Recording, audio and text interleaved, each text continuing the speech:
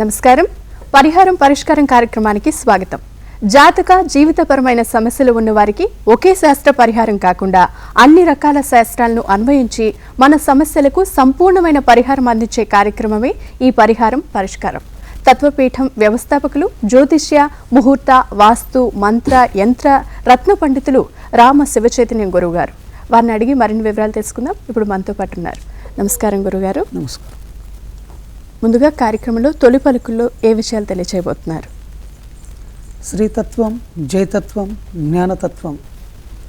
జ్ఞానయోగి TV వీక్షకులందరికీ కూడా నా ప్రత్యేక నమస్సుమాంజలి. ఈరోజు తొలి పలుకులో భాగంగా ఈ యొక్క పరిహారం పరిష్కారం కార్యక్రమంలో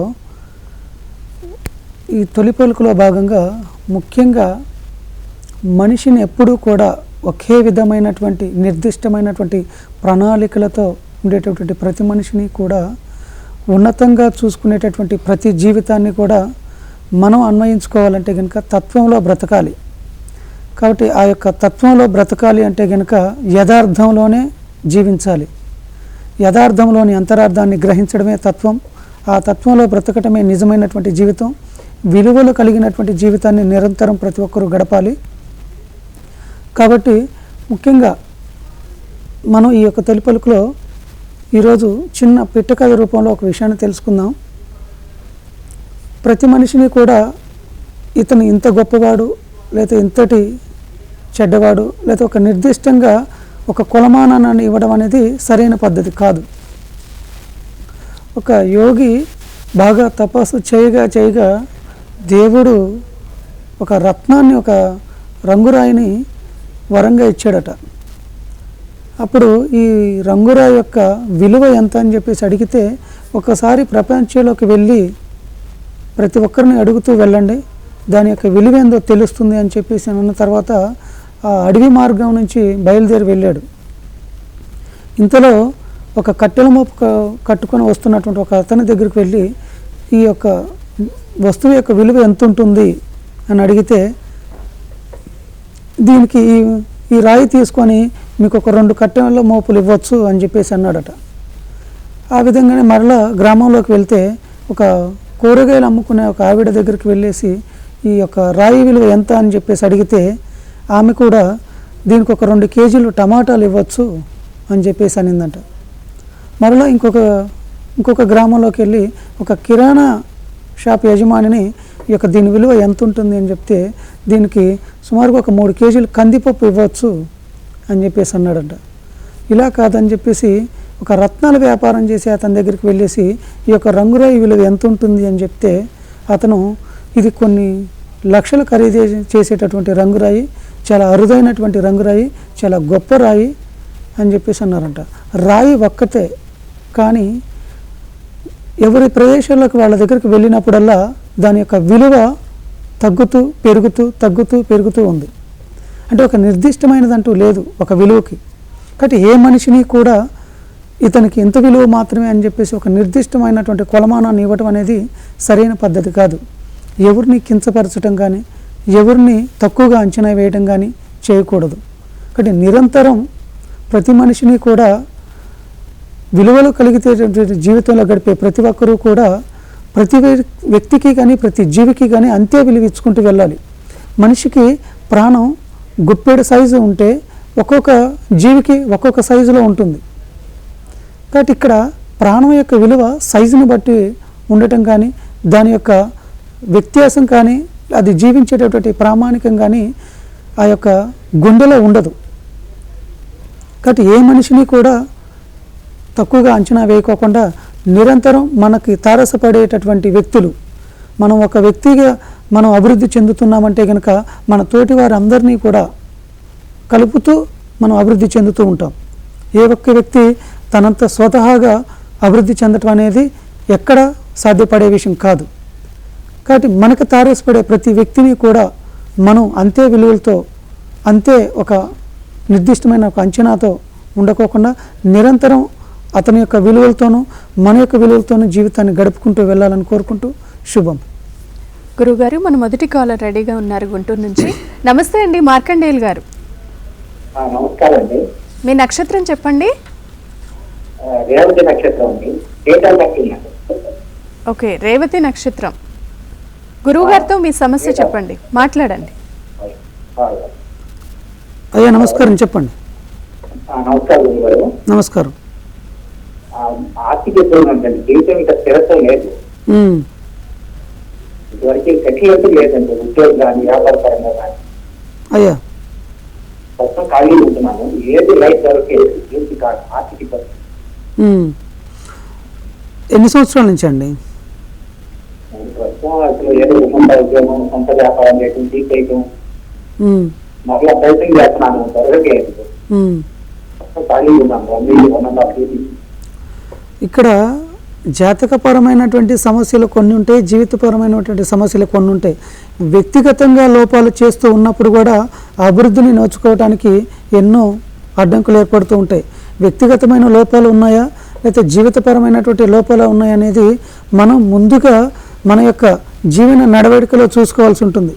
కాబట్టి ఎప్పటికీ కూడా మనలో వ్యక్తిగతమైనటువంటి లోపాలు లేవు, నాకు ఎంత ప్రయత్నం చేస్తున్నా నాలో అభివృద్ధి అనేది లేదు అనుకుంటే కనుక, ఒకవేళ ఇది జాతకపరమైన సమస్య అయి ఉన్నట్లయితే కనుక మీరు బాంధవ్య దోషంతో బాధపడుతూ ఉండవచ్చు. ఒకసారి స్వయంగా సంప్రదించడానికి ప్రయత్నం చేయండి. నిరంతరము కూడా ప్రతి గురు సోమవారాల నాడు లక్ష్మీనారాయణల స్తోత్ర పారాయణం చేస్తూ నిరంతరం వారిని స్మరణ చేస్తూ ఉండండి. తప్పకుండా కొంత ఊరట లభిస్తుంది. వీలుంటే స్వయంగా సంప్రదించడానికి ప్రయత్నం చేయండి.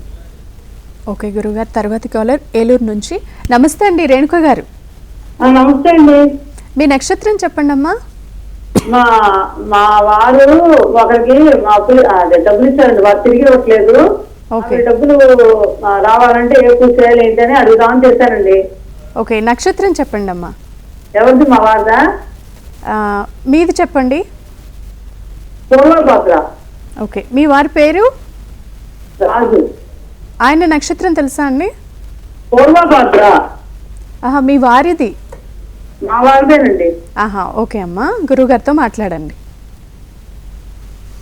అమ్మా నమస్కారం, చెప్పండి. గురువు గారు, మా వారు ఒకరికి డబ్బులు ఇచ్చారండి, వాళ్ళు ఎంతకే ఇవ్వట్లేదు. అమ్మా మీరు ఏదైనా పూజ కానీ ఏదైనా పరిష్కారం ఇచ్చేస్తారు. ఏంటంటే ఇప్పుడు మంచితనం పొలం తీసుకున్నారండి. మాది బంగాళ షాపు ఇస్తున్నాం. అలాగే ఇస్తూ 4 లక్షలు 3,50,000 అలా ఇస్తూ ఇప్పుడు ₹1,00,000 అప్పు పెట్టాడు. అదే మీకు పరిచయమేగా, ఇస్తాలే, నువ్వు కానీ చేయించావులే, అలాగేలాగా అంటున్నారండి. ఇప్పుడు మొత్తం అప్పుడప్పుడు 20,000 15,000 అప్పు పెట్టి ఇప్పుడు ₹1,00,000 అప్పు తీరాడండి. మా దగ్గర వస్తువులు చేసుకొని పైగా మీ వస్తువులు బాగున్నాయి అన్ని అది అంటున్నాడు. డబ్బులు అడిగేటప్పటికి ఇస్తాను, మీరు ఎక్కడికి పోతాను నేను ఎక్కడికి పోతాను అంటున్నాడు. ఆయన తీసుకున్న ఆయన మంగళవాడు అండి, ఆయన పేరు మల్లయ్య.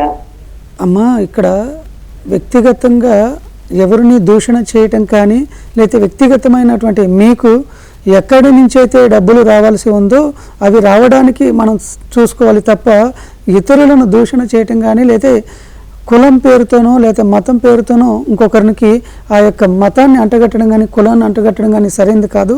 ఇంకోటి ఏంటంటే డబ్బులు తిరిగి రావడం లేదు అనేవాళ్ళు కానీ లేదా ఇతరత్ర ఫైనాన్స్ చేసేవారు కానీ ఇక్కడ వడ్డీ వ్యాపారాలు చేసేవాళ్ళు కానీ నన్ను ఈ విధంగా పరిహారాలు అడగకండి, దయచేసి క్షమించండి. నేను ఎటువంటి పరిహారాలు అలాంటి వారికి ఇవ్వను. నేను కారణం ఏంటంటే మన యొక్క వేద ప్రామాణిక ప్రకారం వడ్డీ వ్యాపారాలు చేయకూడదు. వడ్డీ వ్యాపారాలతో జీవితం గడిపే వారికి బాగుంటుందేమో తప్ప వాళ్ళ యొక్క పిల్లలకి బాగుండదు. కారణం ఇతరులను ముక్కుపిండి వసూలు చేయడం కానీ ఎక్కువగా వడ్డీలు తిప్పడం కానీ ఈ విధంగా చేసేదంతా కూడా సరైన వ్యాపారం కాదు. ఇక్కడ మీకు డబ్బులు రావడం లేదు అంటే కనుక ఇక్కడ రుణ బాధలు అనేవి 2 రకాల పద్ధతులు. ఒకరికి మనం ఇవ్వడం లేదా ఒకరి నుంచి మనకు రావడం. కాబట్టి ఇక్కడ మీరు మీ యొక్క రుణాన్ని రావడం కోసం నిరంతరం ప్రతి సోమవారం నాడు సాయంత్రం 4:30 నుంచి 5:30 సమయంలో శివాలయంలో చండీ ప్రదక్షిణం చేసి ఆ యొక్క సింహద్వారానికి ఎదురుగా గర్భగుడికి ఎదురుగా 5 ఒత్తులతో దీపారాధన చేస్తూ ఉండండి. తప్పకుండా కొంత మంచి ఫలితం లభిస్తుంది. ఓకే గురువు గారు, తర్వాతి కాలర్ ఉప్పల్ నుంచి అండి. నీరజ్ గారు నమస్తే అండి. నమస్కారం అండి. నక్షత్రం చెప్పండి అమ్మా. నాది నక్షత్రం కరెక్ట్ గా తెలియదండి, డేట్ ఆఫ్ బర్త్ చెప్తానండి. చెప్పండి. 1973 ఓకే. జనవరి 10 తారీఖు అండి, 9 తారీఖు రాత్రి 12:05 ఓకే, జనవరి 10, 1973. ఓకే అమ్మా, అవునండి. గురువుగారు మాట్లాడతారు, వినండి. అమ్మా నమస్కారం, చెప్పండి. నమస్కారం అండి. అమ్మా. నా గురించి అడగాలనుకుంటున్నాను గురుజీ. అమ్మా చెప్పండి. నాకు నాకే కొంతమంది ఇట్లా నా బంధువులే నాకు శత్రువుగా ఉంటున్నారండి. ఎందుకు, దాని వల్ల నాకేమన్నా ఇదా అనేసి అడుగుదామని గురుజీ. ఇంకా అమ్మా అంతేనా? అంతేనండి. ఏదైనా పరిహారం చెప్తారేమోననేసి మా అమ్మ వాళ్ళు, మా అక్క వాళ్ళు మా మీద నాకే శత్రువు ఉన్నారు. ఎందుకు అట్లా ఆ విధంగా ఎందుకు అవుతుంది? అంతేనండి. నీకు అది ఏమైనా పరిష్కారం చెప్తే చేసుకుంటాం. ఇక్కడ పరిహారం అనటం కంటే కూడా మన యొక్క నడవడికలో ఏమైనా మార్పులు కావాలా, మనం నడిచేటటువంటి మనం జీవితాన్ని గడిపేటటువంటి దాంట్లో మార్పులు చేర్పులు చేసుకోవాలా. మౌనంగా ఉండండి, ఎటువంటి గొడవలు ఉండవు. మీకు ముఖ్యంగా మనకి బంధువుల నుంచి లేకపోతే మిత్రుల నుంచో ఇలా మనకి నిరంతరం గొడవలు అవుతున్నాయి అంటే కనుక ఇతరులతో మనం ఏకీభవించడం లేదను, లేదా మనం పట్టుకున్న కుందేలకి 3 కాళ్ళను చెప్పుకోవడం వలన. ముఖ్యంగా మనిషి ఎప్పుడూ కూడా జీవన నడవడికలో మనం ప్రతి విషయాన్ని కూడా గుర్తుపెట్టుకోవాల్సిన విషయం ఏంటంటే, ఇతరులతో ప్రయాణం చేసేటప్పుడు, ఇతరులతో జీవితాన్ని గడిపేటప్పుడు మౌనాన్ని ఎప్పుడైతే ఆశ్రయిస్తామో, నిరంతరం ప్రతి విషయానికి కూడా తల వంచుతామో, మన యొక్క జీవితంలో మనం ఉన్నతి స్థితిని పొందుతున్నట్లే. కారణం ఇక్కడ తప్పును కూడా ఒప్పుకోమని అర్థం కాదు. ఇక్కడ ఎటువంటి సందర్భంలోనూ కూడా మన యొక్క నైతిక విలువలు కోల్పోకుండా ఉంటే చాలు. ఇక్కడ మీకు ప్రత్యేకంగా పరిహారం, ఇక్కడ నాకు బంధువుల నుంచి శత్రుత్వం వస్తుంది ఏర్పడుతుంది, స్నేహితుల నుంచి శత్రుత్వం వస్తుందంటే ప్రతిదానికి పరిహారం దైవిక మూలకంగా ఉంటుందా? ఇక్కడ మనలో మార్పులు తెచ్చుకోవాలి. ప్రతిదీ కూడా మనలో మార్పులు తెచ్చుకుంటే మన నోరు మంచిది అవుతాయి, ప్రతి ఊరు మనకి మంచిదే అవుతుంది. మన ఊరు చెడ్డదైనప్పుడు ప్రతి ఊరు చెడ్డదే అవుతుంది. మనలో మార్పులు ఏదైనా ఉంటే చూసుకోవాలి. కాబట్టి నిరంతరం మనతో మనం మాట్లాడుకోవాలి. మనం రోజు చేస్తున్నది సరైనదేనా, మన గురించి మనం ఆలోచించడం కాదు, 10 మంది మన గురించి ఎలా ఆలోచిస్తారు ఇదే విషయం మీద అని ఒక రచయితగా కూడా ఆలోచించుకునేటటువంటి గుణం మనిషికి ఏర్పడాలి. కాబట్టి ప్రతిదీ కూడా అవతల నుంచి ఆలోచించుకుంటే మన విషయాన్ని మనం ఆలోచించుకుంటే కనుక తప్పులు అనేవి తెలుస్తూ ఉంటాయి. ఈరోజు నువ్వు ఏదైతే తప్పు చేస్తున్నావో లేదా ఏదైతే ఒప్పు చేస్తున్నావో ప్రతిదీ పేపర్ మీద పెట్టుకోండి, అటక మీద పెట్టేసి 2 రోజుల తర్వాత మళ్ళీ తీసి చదవండి. ఆ రోజు నేను చేసింది ఇది కరెక్టా కాదనేది మనకే తెలుస్తుంది. కాబట్టి ముందుగా మీలో ఏదైనా మార్పులు ఉంటే చూసుకోండి. దైవికపరంగా ఎటువంటి శత్రుత్వం వస్తుంది లేకపోతే శత్రునాశనానికి నాకు పరిహారం కావాలంటే అవి సరైనది కాదు, క్షమించండి.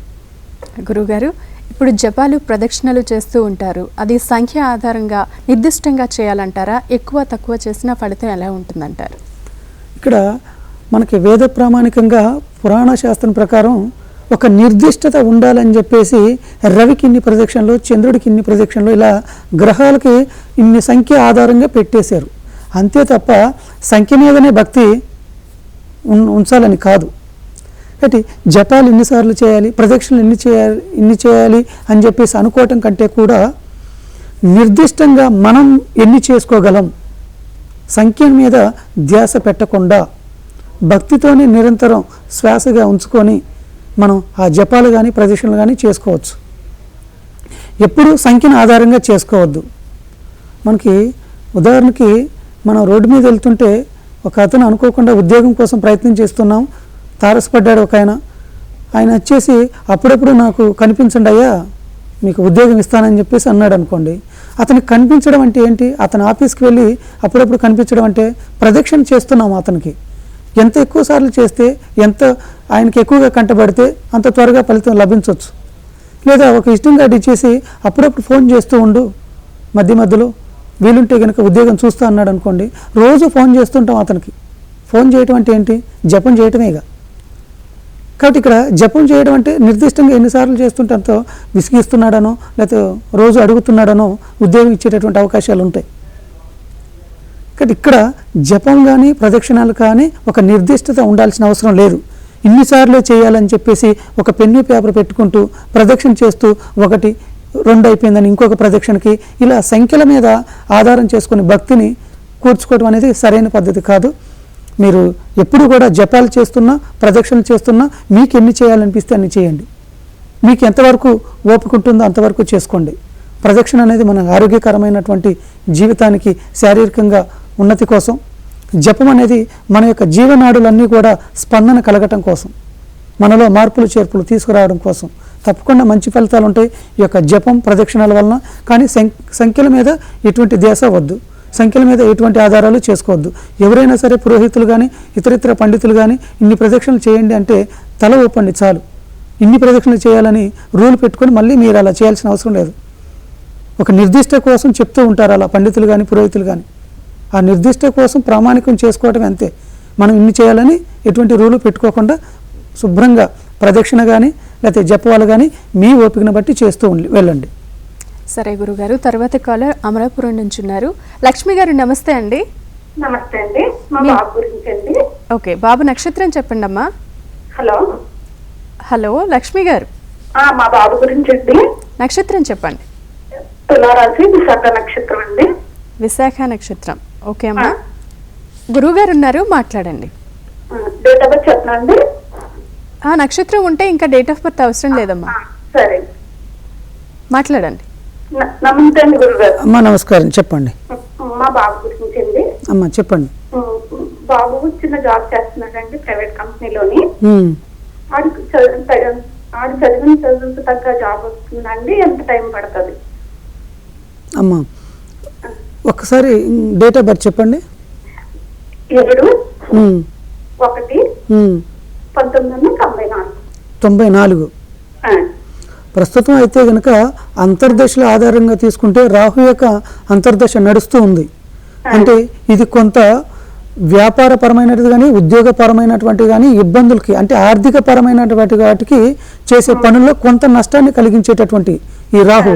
కాబట్టి ఇక్కడ బాబు యొక్క జాతకం ప్రకారం కనుక ఆలోచించినట్లయితే కనుక ముఖ్యంగా అతని యొక్క లగ్నస్థానం నుంచి 7వ స్థానంలో కేతువు మరియు 11వ స్థానంలో చంద్రుడు ఉండడం వలన కొంత జీవితంలో ఎదుగుతూ మళ్ళీ దిగుతూ ఉండేటటువంటి జాతకం. కాబట్టి ప్రస్తుతం అయితే కనుక అతని యొక్క చదువుకు తగినటువంటి ఉద్యోగ ప్రయత్నాలు అనేవి ప్రస్తుతం 2017 వరకు కూడా వచ్చేటటువంటి అవకాశాలు లేవు. ఇప్పుడు ఏది చేస్తున్నా తాత్కాలికంగానే చేసుకుంటూ వెళ్ళిపోవడమే. 2018 నుంచి కూడా గురుడు యొక్క అంతర్దశ ప్రభావం ఎక్కువగా ఉంటుంది. ఆ యొక్క గురుడు బలం వలన అనుకూలత ఏర్పడేటటువంటి అవకాశాలు ఉంటాయి. వీలుంటే కనుక రాగి యంత్రాన్ని, అష్టలక్ష్మి యంత్రాన్ని, రాగి యంత్రాన్ని తీసుకొని ఒక ప్లేట్లో నీరు పోసి బాబు చేత అష్టలక్ష్మి స్తోత్ర పారాయణం చేపిస్తూ ఉండండి. ఈ విధంగా ప్రతి శుక్రవారం నాడు చేస్తూ వెళ్ళడం వల్ల కొంత ఉపశమనంగా ఉంటుంది. తొందరగా శీఘ్రంగా అతని యొక్క జీవితానికి సరైనటువంటి ఉద్యోగం లభించేటటువంటి అవకాశం ఉంటుంది. ప్రస్తుతం అయితే కనుక అనుకూలత లేదు. ఓకే గురుగారు, తర్వాత కాలర్ ఒంగోలు నుంచి అనుష గారు. నమస్తే అండి. నమస్తే అండి. నక్షత్రం చెప్పండి అమ్మా. నక్షత్రం తెలియదండి, డేట్ ఆఫ్ బర్త్ తెలియదు. సరే చెప్పండి. మార్చి 24, 1958 అండి. 1958 మార్చి 24. అవునండి. ఓకే, గురుగారు ఉన్నారమ్మా, పూర్తి వివరాలు చెప్పండి. హలో అమ్మా నమస్కారం, చెప్పండి. నమస్తే గురుగారు. చెప్పండి. మా నాన్నగారి పేరు అండి, అది అమ్మా పేరు రామచంద్రరావు గారండి. అది ఇప్పుడు సొంత అమ్మా అది ఎన్ని ప్రయత్నం చేసినా అది కుదరట్లేదండి. అది ఎప్పుడు అవుతుంది అని కనుక్కుందామని చూసింది. మీ నాన్నగారి పేరేంటమ్మా? రామచంద్రరావు గారు. అంటే గృహయోగం గురించా మీరు అడిగింది? అవునండి.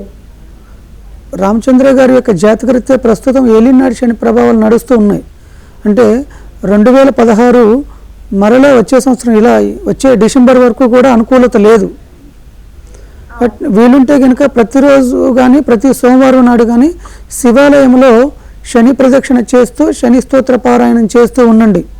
మరి వీలుంటే కనుక ఇంట్లో శ్వేతార్క గణపతికి తెల్ల జిల్లేడు పూలతో కానీ ఉమ్మెత్త పూలతో కానీ ఆరాధన చేస్తూ ఉండండి. కొంత త్వరగా మీ యొక్క కోరికలు నెరవేరేటువంటి అవకాశాలు ఉంటాయి. నిరంతరం ఆధ్యాత్మిక భావాలు కలిగి ఉండండి. ఎటువంటి మనకి ఏదైతే కోరిక కావాలనుకుంటున్నామో దాన్ని బలంగా కోరుకుంటూ ఉండండి, తప్పకుండా లభిస్తుంది. పైన తదాస్తు దేవతలు ఉంటారు.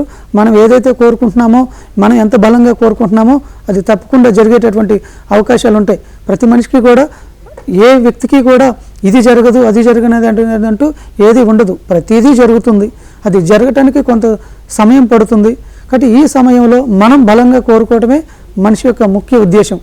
తప్పకుండా కోరుకోండి, మీకు అనుకున్న కార్యం నెరవేరుతుంది. ఓకే గురుగారు, తర్వాత కాలర్ రెడీగా ఉన్నారు. సుమతి గారు నమస్కారం అండి. హలో హలో హలో సుమతి గారు, మీ టీవీ వాల్యూమ్ బాగా తగ్గించేయండి. డైరెక్ట్గా ఫోన్ లైన్లో మాట్లాడండి. హలో హలో నమస్కారం అండి. నమస్తే అండి, మీ నక్షత్రం చెప్పండి. మా బాబు నక్షత్రం పుబ్బా నక్షత్రం అండి. ఓకే, పుబ్బా నక్షత్రం. గురువుగారు ఉన్నారమ్మా, మాట్లాడండి. మీ సమస్య ఏంటో కూడా చెప్పండి. ఓకే అమ్మా నమస్కారం, చెప్పండి. సార్ మా బాబు MBA సెకండ్ ఇయర్ చదువుతున్నారు సార్. జాబ్ అంటే గవర్నమెంట్ జాబ్ వస్తుందా, అసలు ప్రైవేట్ జాబ్ వస్తుందా లేదండి సార్? MBA అయిపోయిందమ్మా? ఈ సంవత్సరం అయిపోతుంది సార్. ముందు త్వరగా పూర్తి చేయనియండి. తర్వాత ప్రభుత్వ ఉద్యోగం వస్తుందా లేదా ప్రైవేటు ఉద్యోగం వస్తుందా అనేది తర్వాత చూసుకోవచ్చు. మరి బాబుని ప్రభుత్వ కళాశాలల్లోనే, ప్రభుత్వ పాఠశాలల్లోనే చదివించారా? వైజాగ్లో చదువుతున్నారు. బాబు చిన్నప్పటి నుంచి కూడా ప్రభుత్వ పాఠశాలల్లోనూ కళాశాలల్లోనే చదివించుకుంటూ వచ్చారా? లేదు సార్, ప్రైవేట్ కళాశాల. మరి ప్రభుత్వ ఉద్యోగం కావాలని కోరుకోకండి. ఎందుకంటే మనకి ఏదైతే మనమేమో చదువుకోవటమేమో ప్రైవేట్ పాఠశాలలో చదువుకోవటము, మనకు ఉద్యోగం రావాలంటే మాత్రం ప్రభుత్వ ఉద్యోగం కావాలి. ఎలా? అది సరైన పద్ధతేనా? కాదు కదా. కాబట్టి మీరు మనం ప్రభుత్వ ఉద్యోగం కావాలని కోరుకుంటే ప్రభుత్వం నియమించినటువంటి ప్రభుత్వ పాఠశాలలు కళాశాలలు ఉంటాయి, వాటిల్లోనే చదువుకోవాలి. అలా చదువుకున్నట్లయితేనే మనకు అర్హత ఉంటుంది, ప్రభుత్వ ఉద్యోగం చేసేటటువంటి అర్హత. కాబట్టి జాతకరీత్యా మాట్లాడుకుందాం. ఇక ప్రస్తుతం అయితే కనుక వీరి యొక్క జాతకరీత్యా, పుబ్బా నక్షత్రం యొక్క జాతకరీత్యా చూసినట్లయితే కనుక అంత తొందరగా ప్రభుత్వ ఉద్యోగం వచ్చేటటువంటి అవకాశాలు ఉండవు వీరికి. సుమారుగా 2021 తర్వాత ప్రయత్నాలు చేయించండి, కొంత జరిగేటటువంటి అవకాశాలు ఉండొచ్చు. ప్రస్తుతం గురుడు యొక్క మహర్దశ నడుస్తూ ఉంది. ఇందుట్లో ఉండేటటువంటి అంతర్దశలో ప్రస్తుతం శని యొక్క అంతర్దశ గ్రహమూలక స్థితుల్లో ఏర్పడి ఉంది. అంటే నీచ స్థానాలు కొన్ని గ్రహాలు ఉన్నాయి. కాబట్టి బాబుకి 2020 వరకు కూడా అనుకూలత లేదు. ఏదైనా ప్రైవేటు ఉద్యోగాలు చేసుకుంటూ వెళ్ళిపోవడమే. 2021 తర్వాత ప్రయత్నం చేయండి, కొంత వచ్చేటటువంటి అవకాశాలు ఉండొచ్చు. గురుగారు, ఇప్పుడు జాతక దోషాలు ఉంటే గనక ఒక దైవ ఆరాధన, ఒక దేవాలయానికి వెళ్ళి కానీ ఇంట్లో కానీ దైవ ఆరాధన చేసుకుంటే ఫలితం ఉంటుందంటారు? ఇక్కడ దేవతారాధనలో, దేవాలయాల దర్శనంతో కానీ లేదా దేవతా ఆరాధనలో కానీ మన యొక్క జాతక సమస్యలకు తీరుతాయా అంటే తీరచ్చు, తీరకపోవచ్చు. కానీ దేవుడి యొక్క అనుగ్రహం, ఆధ్యాత్మిక తత్వం మాత్రం మనిషిలో ఏర్పడుతుంది. దేవుడి యొక్క అనుగ్రహం లభిస్తుందంటే దేవుడిచ్చిన బొమ్మలో మనిషికి ఎన్నో లోపాలు. కాబట్టి ఈ దేవుడిచ్చిన బొమ్మలోనే లోపాలు ఉన్నప్పుడు మరలా దేవుణ్ణి ఆరాధించడం కాకోకుండా ఎందుకు లోపాలు పెట్టాడో మన యొక్క కర్మానుసారం ఆ లోపాలు తీర్చుకునే విధంగా మనం చేసుకునేటటువంటి కర్మే కొన్ని పరిహారాలు. కాబట్టి దేవతారాధన చేయడం అనేది అనుగ్రహం కోసం చేసుకోవాలి. జాతకంలో కానీ జీవితంలో కానీ లోపాలు ఉంటే, మన యొక్క గ్రహస్థితుల్లో లోపాలు ఉంటే వాటికి సంబంధించినటువంటి పరిహారాలు తీసుకోవాలి. ఆ విధంగా తీసుకుంటేనే సంపూర్ణంగా నెరవేరుతుంది.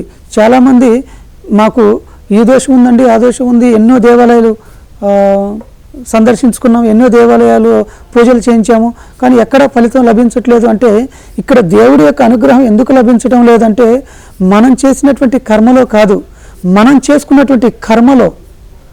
కాబట్టి ఈ యొక్క కర్మలో ఏవైతే లోపాలు ఉంటాయో, కర్మ వేరు కర్మ వేరు. కాబట్టి మనం చేసేటటువంటి ఏవైతే కర్మలు ఉంటాయో మనకు గతించినటువంటి కర్మలు ఏవైతే ఉన్నాయో అవి రెండూ కూడా పూర్తిగా వెడిలిపోవాలంటే, బయటికి వెళ్ళిపోవాలంటే కనుక దేవతారాధనే ముఖ్యం కాదు, మన యొక్క జాతకంలో పరిహారాలు పొందడం కూడా అంతే ముఖ్యం. కాబట్టి ఏవైతే లోపాలు ఉంటాయో దానికి సంబంధించినటువంటి నాడీ యంత్ర యోగం ద్వారాను, మర్మశాస్త్ర యోగం ద్వారాను, ఆత్మతత్వ యోగం ద్వారాను మనం ఊరట పొందవచ్చు. ప్రతిదానికి కూడా ప్రతి సమస్యకు పరిహారం ఉంటుంది.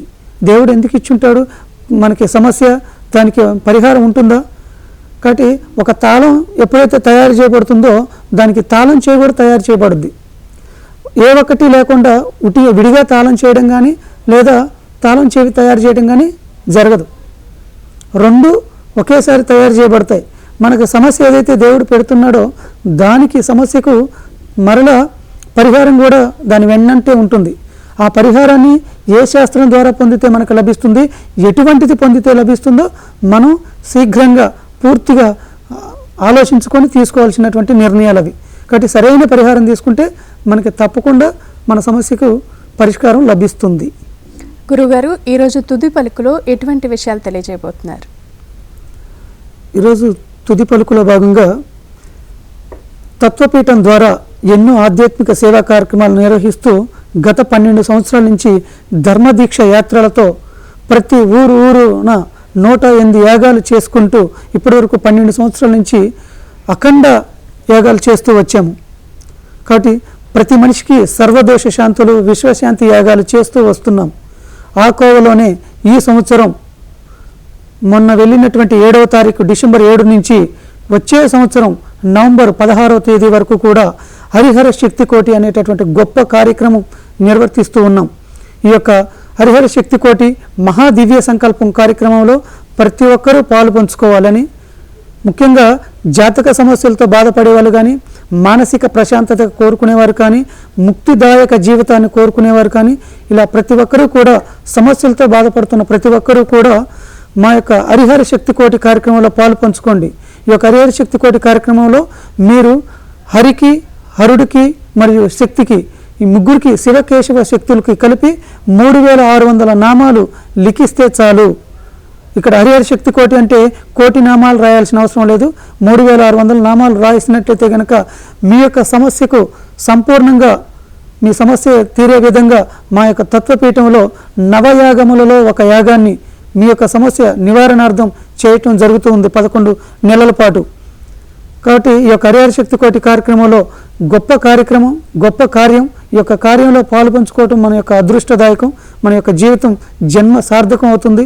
కాబట్టి ప్రతి ఒక్కరూ కూడా ఈ యొక్క హరిహర శక్తి కోటి కార్యక్రమంలో పాలు పంచుకోవాలని కోరుకుంటూ ఈ యొక్క తుది పలుకులో ఈ యొక్క మీరు ఏవైతే సమస్యలతో బాధపడుతున్నారో వారు ముఖ్యంగా పరిహారాలు ఇలా ఫోన్ల ద్వారా కాకుండా స్వయంగా సంప్రదించడానికి ప్రయత్నం చేయండి. తప్పకుండా మర్మశాస్త్ర యోగం ద్వారా మీ యొక్క సమస్యలకు సంపూర్ణ పరిహారం అందించేటటువంటి క్రియాయోగాన్ని నేను గత 3 సంవత్సరాల నుంచి చేస్తూ ఉన్నాను. కాబట్టి ఎటువంటి ఫీజులు కానీ ఎటువంటి గురుదక్షిణలు కానీ తీసుకోబడవు. మీరు స్వయంగా సంప్రదించండి. ముందు మీ యొక్క సమస్యను తీర్చుకునే విధంగా నా ద్వారా ప్రయత్నం చేసుకోండి. శుభం. గురుగారు, ఇవాల్టి కార్యక్రమంలో ఎన్నో విలువైన విషయాలు తెలియజేసినందుకు ధన్యవాదాలు. లోక సమస్త సుఖిన భవంతు, సర్వం ప్రాప్తిరస్తు. ఇది ఇవాల్టి పరిహారం పరిష్కారం కార్యక్రమం. మరో కార్యక్రమంలో మళ్ళీ కలుసుకుందాం. నమస్కారం.